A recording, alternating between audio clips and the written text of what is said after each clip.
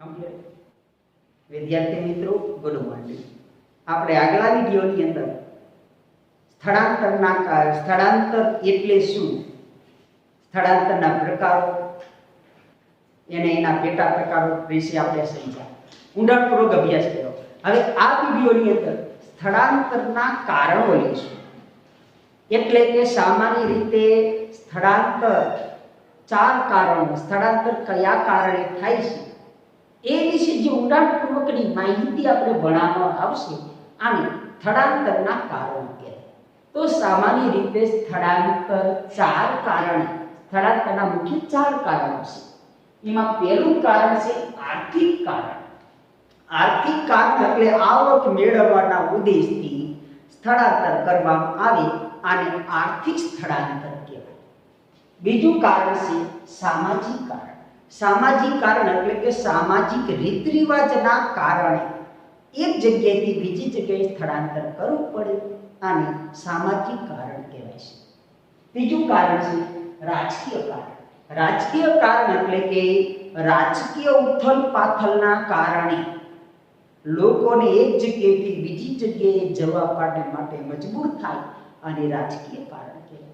ત્યાર પછી ચોથું કારણ છે કુદરતી આપત્તિઓ કે પર્યાવરણીય પરિબળો.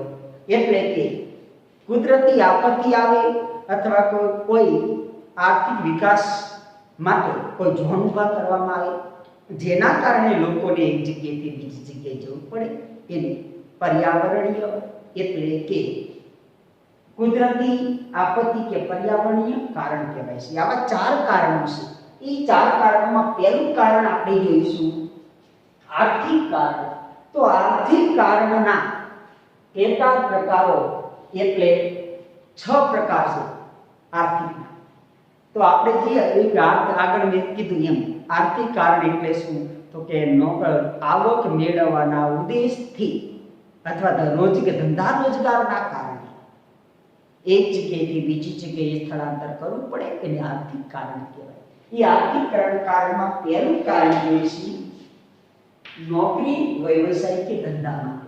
વ્યક્તિ પોતાના વતનથી દૂર નોકરી, ધંધો કે વ્યવસાય કરવા માટે એક સ્થળેથી બીજા સ્થળે સ્થળાંતર કરે, એની આર્થિક, નોકરી, વ્યવસાય કે ધંધા માટે કરવામાં આવતું સ્થળાંતર કહેવાય છે. એટલે કે દાખલા તરીકે ગામડાઓમાંથી લોકો શહેરોમાં નોકરી, ધંધો કે વ્યવસાય માટે જાય છે, જે મુખ્ય કારણ છે. તો આ એક ઉદાહરણ છે. હવે આનું બીજું કારણ છે બદલી. બદલી એટલે શું, તો કે દાખલા તરીકે સરકારી નોકરી કરતા હોય, ગવર્મેન્ટ નોકરી કરતો હોય, તો એનું અમુક સમયાંતર એક સ્થળેથી બીજા સ્થળે ટ્રાન્સફર થાય, બદલી થાય, એટલે એને કુટુંબ સહિત જવું પડે. દાખલા તરીકે સરકારી શાળામાં નોકરી કરતો શિક્ષકો 5-6 વર્ષ નોકરી કરી, 5-6 વર્ષ પછી એને સરકાર તરફથી બીજી જગ્યાએ સ્થળ બદલીનો આદેશ આપ્યો, તો એક જગ્યાએથી બીજી જગ્યાએ પોતે સ્થળાંતર કરે. એવી જ રીતે કોઈ રેલવેમાં નોકરી કરતો હોય, બેંકમાં નોકરી કરતો હોય, તો સરકાર જ્યારે બદલીનો આદેશ આપે એટલે એક જગ્યાએથી બીજી જગ્યાએ એને સ્થળાંતર થાય છે. આ સ્થળાંતર આર્થિક સ્થળાંતરનું કારણ છે. ત્યાર પછી કુદરતી સંપત્તિનું પ્રમાણની વાત કરીએ, તો કે દાખલા તરીકે ગ્રામીણ વિસ્તારોની અંદર અને ખાસ કરીને એવો પછાત વિસ્તાર હોય કે જેમાં આવકનું પ્રમાણ નહીવત, કુદરતી સંપત્તિનું પ્રમાણ સાવ ઓછું હોય, એટલે કે સ્થાનિક લેવલે આપણે રોજીરોટી કમાઈ શકીએ એવું ન હોય, તો એવા વિસ્તાર, પછાત વિસ્તારના લોકો વિકસિત વિસ્તારમાં જાય છે, અથવા ગામડાના લોકો શહેરોમાં જાય, પછાત વિસ્તારના લોકો વિકસિત વિસ્તારમાં એ આવકે રોજીરોટી કમાવા માટે જાય છે. આ પણ આર્થિક કારણ કહેવાય છે. તેવી જ રીતે શિક્ષણની વધુ સારી તકો મેળવવા. દાખલા તરીકે આજના આધુનિક યુગની અંદર ખેતી અને પશુપાલનની વાત કરતા તમામ વ્યવસાયની અંદર શિક્ષણ કે તાલીમ પામેલી વ્યક્તિ હોવી જરૂરી છે. કારણ કે ખેતી અને પશુપાલન સિવાયના તમામ વ્યવસાયની અંદર એ શિક્ષણ કે તાલીમની જરૂર પડે છે. જો આપણી પાસે યોગ્ય શૈક્ષણિક લાયકાત ન હોય, ખાસ પ્રકારની કોઈ તાલીમ લીધેલી ન હોય, તો આપણને કામ મળતું નથી. એટલે કે ગામડાઓમાંથી ખેડૂત હોય તો એવું ઈચ્છતો હોય કે આપણો દીકરો ખેતી ન કરે, આપણે ઊંચા વ્યવસાયમાં લઈ જાય. તો ખેતી સાથે જોડાયેલો વર્ગ હોય કે પશુપાલન સાથે જોડાયેલો વર્ગ હોય, એ વર્ગ પોતાના બાળકને ભણાવવા માટે એ શહેરોમાં મોકલે છે. એટલે કે ગામડાઓમાં શિક્ષણનું પ્રમાણ 10 ધોરણ સુધીનું કે વધીને 12 ધોરણ સુધીની સગવડ હોય, વધુ સગવડ ન હોય તો એ બાળકને ઉચ્ચ શિક્ષણ આપવા માટે એ શહેરોની અંદર કે જ્યાં આવી સુવિધા છે એ વિસ્તારોમાં ભણવા માટે મોકલે છે.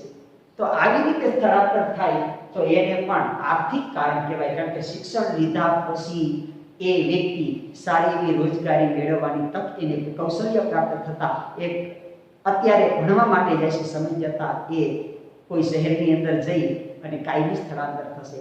એટલે કે ગામડાઓમાંથી શહેરોમાં ઉચ્ચ શિક્ષણ મેળવવા માટે જતારો વર્ગ એ પણ આર્થિક કારણ ગણાય છે. ત્યાર પછી આરોગ્યની આધુનિક સુવિધાઓ મેળવવા માટે આપણે જાણી શકીએ, આવી મહામારી આવે, રોગચાળો ભેળો લઈ જાય, તો આવા સમયે ગ્રામીણ વિસ્તારમાં ડોક્ટરોની સુવિધા હોતી નથી, દવાખાનાની સુવિધા હોતી નથી, જેને કારણે બીમાર પડે એટલે શહેરોમાં વારંવાર જવું પડે છે. જ્યારે ભણેલ ગણેલ વર્ગ હોય કે એ વ્યક્તિ એવું વિચારે કે વારંવાર આપણે શહેરોમાં જવું પડે એના કરતાં શહેરોની અંદર આપણે વસવાટ જ કરી લઈ તો કદાચ આવી બીમારી આવે તો તાત્કાલિક એની સારવાર થઈ શકે ને આપણે હાજર થઈ શકીએ. તો આરોગ્યની સુવિધા મેળવવા માટે પણ લોકો શહેરોમાં જવાનું વધુ પસંદ કરે છે. એ સિવાય આયોજિત સ્થળાંતર એટલે શું? તો કે દાખલા તરીકે વેપાર સાથે જોડાયેલો વર્ગ હોય, તો વેપાર સાથે જોડાયેલો વર્ગ હોય તો વિચારશે કે આપણે ગામડાઓમાં વેપાર આપણો નહીં ચાલે, આપણે શહેરોમાં વેપાર નાખીએ. તો ગામડાઓમાંથી શહેરોમાં વેપાર કરવા માટે આખું કુટુંબ જતું રહે. તો આ પેલા આ કુટુંબમાં 1-2 સભ્ય જાય, અહીંયા ત્યાં સ્થાયી થઈ જાય, વેપાર જમાવે, પછી કુટુંબના બધા સભ્યોને લઈ જાય. તો આવી રીતે જે સ્થળાંતર થાય છે ને આયોજિત સ્થળાંતર કહેવાય છે. આવું સ્થળાંતર દાખલા તરીકે ગુજરાતની અંદર મોટા ભાગનો વેપારી વર્ગ છે અને શિક્ષિત વર્ગ અને સુખી સંપન્ન ધનિક વર્ગ, આ ત્રણેય વર્ગનું જે સ્થળાંતર છે એ આયોજિત સ્થળાંતરનો જ એક ભાગ છે. આવી રીતે આર્થિક સ્થળાંતરના મુખ્ય 6 કારણો થયા. એકવાર 6 કારણ રિપીટ કરી તમને સમજાવું. તો પહેલું કારણ કયું? નોકરી, ધંધો કે વ્યવસાય કરવા માટે શહેરોમાં ગામડાઓમાંથી શહેરોમાં થતું સ્થળાંતર એ આર્થિક સ્થળાંતર થયું. બીજું, સરકારી નોકરી કરતો વર્ગની બદલી થાય એટલે એક સ્થળેથી બીજા સ્થળે પોતે જાય છે, એ આર્થિક કહેવાય. ત્રીજું, કુદરતી સંપત્તિનું પ્રમાણ, તો કે પછાત વિસ્તારોમાં અને ગ્રામીણ વિસ્તારોમાં કુદરતી સંપત્તિનો પૂરતો પુરવઠો ન હોવાને કારણે શહેરોમાં કે જ્યાં વિકસિત વિસ્તારોમાં સ્થળાંતર કરે છે, એ પણ આર્થિક સ્થળાંતર કહેવાય. ત્યાર પછી શિક્ષણની વધુ સારી તકો મેળવવા, એટલે કે ગ્રામીણ વિસ્તારોમાં શિક્ષણના સુવિધા ખૂબ જ ઓછી હોય છે. એટલે કે અમુક ગામડાઓમાં પ્રાથમિક શિક્ષા સુધીની સગવડ હોય, તો અમુક ગામડાઓમાં 10 ધોરણ સુધીની સગવડ હોય, અમુક ગામડાઓમાં 12 ધોરણ સુધીની સગવડ હોય.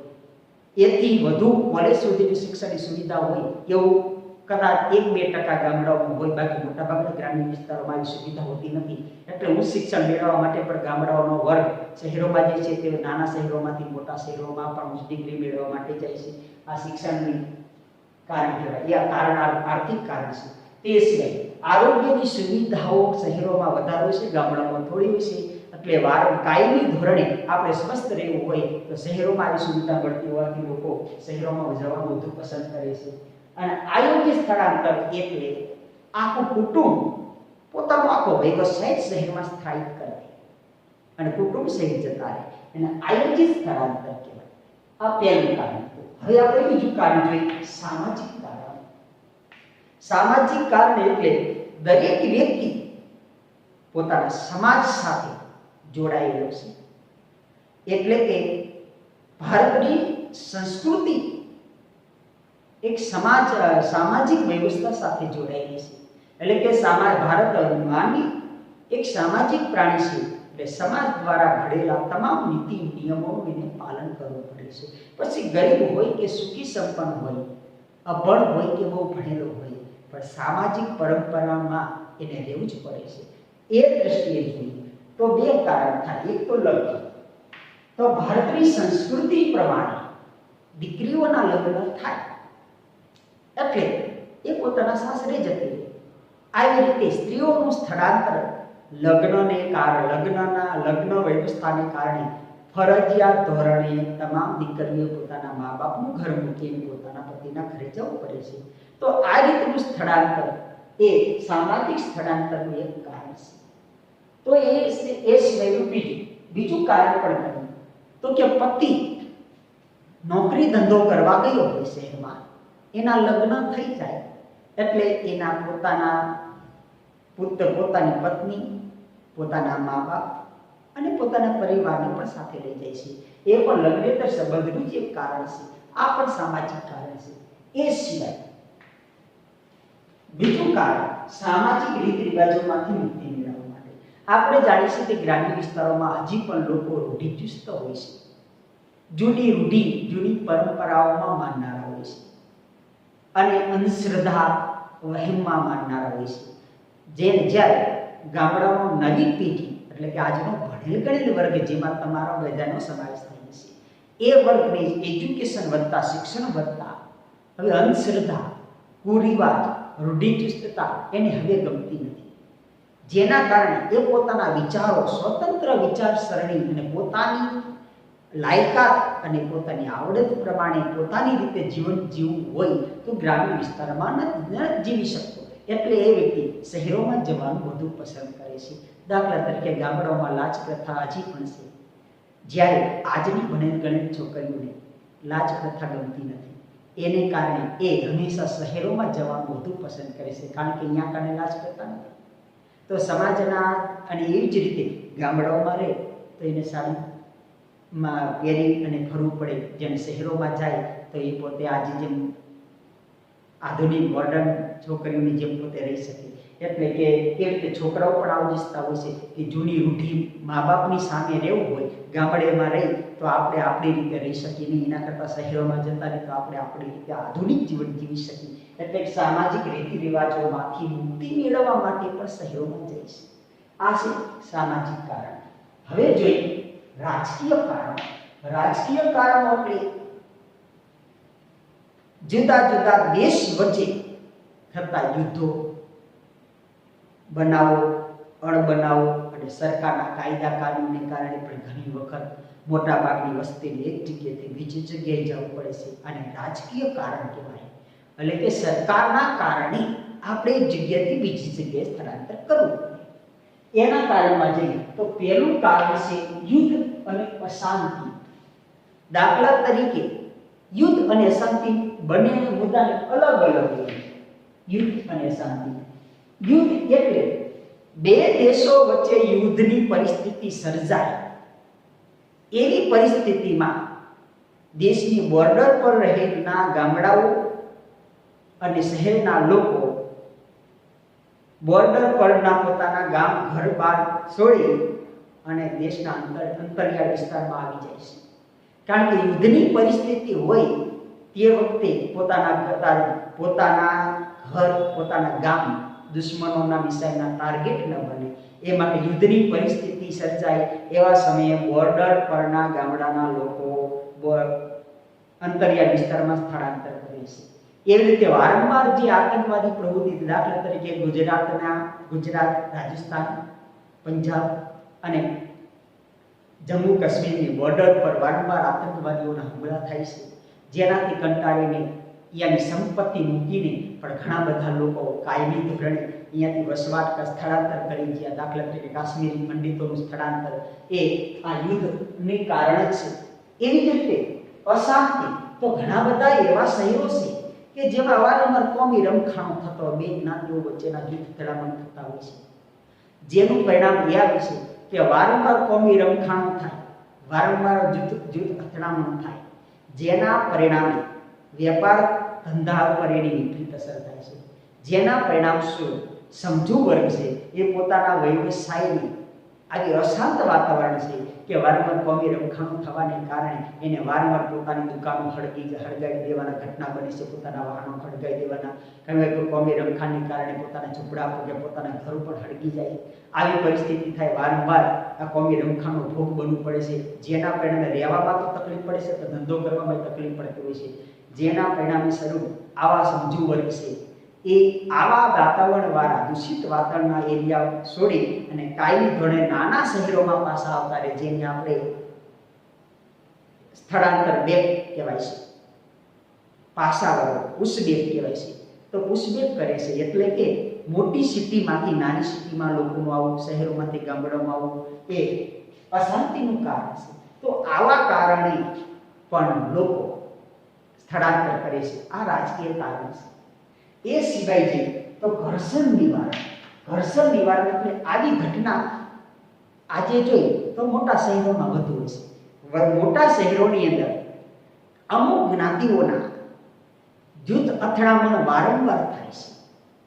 આવી જ્ઞાતિઓના જૂથ અથડામણને કારણે ભોગ આમ જનતા બને છે. દાખલા તરીકે બે મોટી શક્તિશાળી જ્ઞાતિઓ હોય અને બંને જ્ઞાતિના શક્તિશાળી લોકો નેતાઓ હોય છે બંને જ્ઞાતિના, અને આમને સામને આવી જાય વારંવાર એને કારણે બે જૂથ વચ્ચે જ્યારે ઝઘડો થાય, જ્યારે કજિયા કંકાસ થાય એટલે આખું સિટી બંધ થઈ જાય.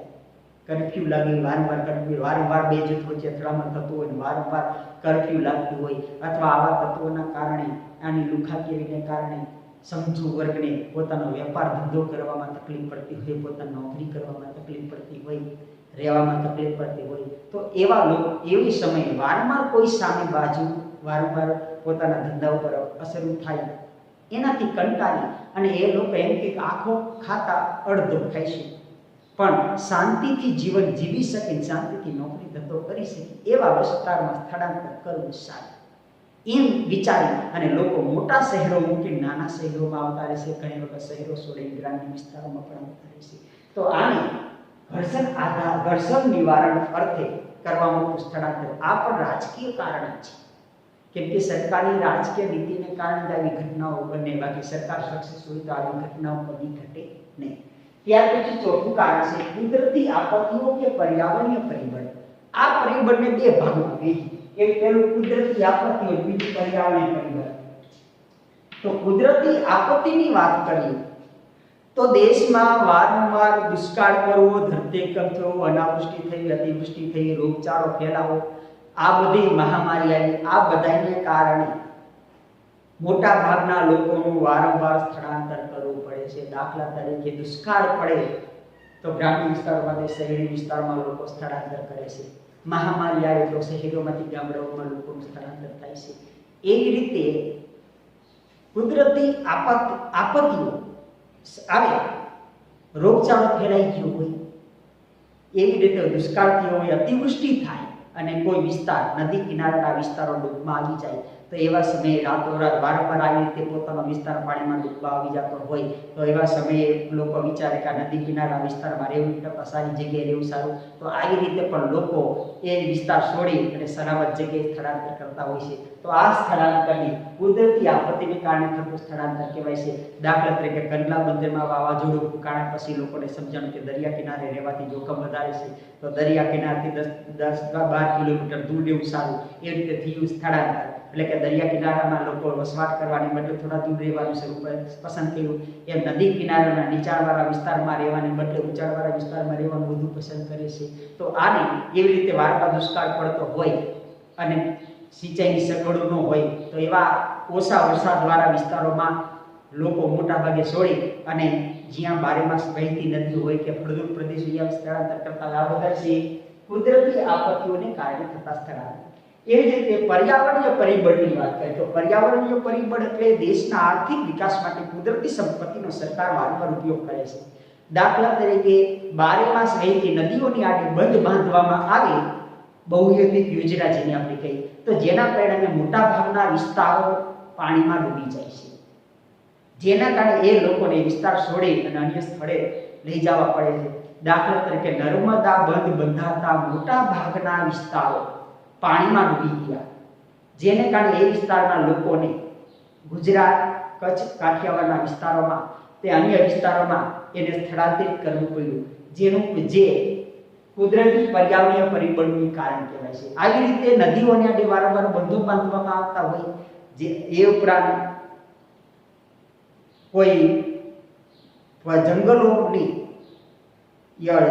હોય એ જંગલોમાંથી ને સરહદ બોર્ડર કરવામાં આવતી હોય, વનીકરણ કરવામાં આવતું હોય, તો જેને કારણે પણ આ પરિબળમાં અમુક માનવ વસ્તી ત્યાંથી દૂર ખસેડવી પડે છે. દાખલા તરીકે અભયારણ્ય જાહેર કરો, કોઈ પણ વિસ્તારને અભયારણ્ય જાહેર કરે તો અભયારણ્યના કાયદા પ્રમાણે કોઈ પણ વિસ્તાર માનવ વસ્તી અભયારણ્યના એરિયામાં રહી શકે નહીં, તો એ વિસ્તારને એ કાયદેસર ખાલી કરવો પડે છે. દાખલા તરીકે જૂનાગઢનું ગીરનું અભયારણ્ય જાહેર થયું તો ગીરના નેહડામાં રહેતા લોકોને ત્યાંથી સ્થળાંતર કરવું પડ્યું. કચ્છનું ઘુડખર અભયારણ્ય શરૂ થયું તો એના વિસ્તારમાં રહેતા લોકોને ત્યાંથી દૂર કરવા પડ્યા. તો આવી રીતે વિકાસને કારણે અથવા અભયારણ્ય કરવાને કારણે લોકોનું થતું સ્થળાંતર, આ સ્થળાંતરને પર્યાવરણીય પરિબળ કહેવાય. તો વિદ્યાર્થી મિત્રો, આ લેક્ચરમાં આપણે સ્થળાંતરના કારણો જોયા. એ મૂળ 4 કારણો છે: આર્થિક કારણ, સામાજિક કારણ, રાજકીય કારણ અને કુદરતી આપત્તિઓ કે પર્યાવરણીય કારણ. તો આ 4 કારણો ઉપરથી આપણે આ પાઠનો અભ્યાસ કર્યો. આ પ્રશ્ન, આ પાઠ લગભગ 3 થી 4 માર્કમાં પૂછી શકે. તો કે જેટલું પૂછવું હોય એટલું લખવું, એટલે કે મિનિમમ 5 માર્કમાં પૂછ્યું હોય તો 6 મુદ્દા લખવા, 6 કે 7 મુદ્દા લખવા. 4 માર્કમાં પૂછે તો જેટલા માર્ક પૂછે એના કરતાં 1-2 મુદ્દા વધુ લખવા, જેને કારણે સરળતાથી યાદ રહી જાય. તમને સરળતાથી સમજાઈ ગયું છે પાઠ, એવી આશા રાખું છું. અહીંયા તો દબાઈ દો.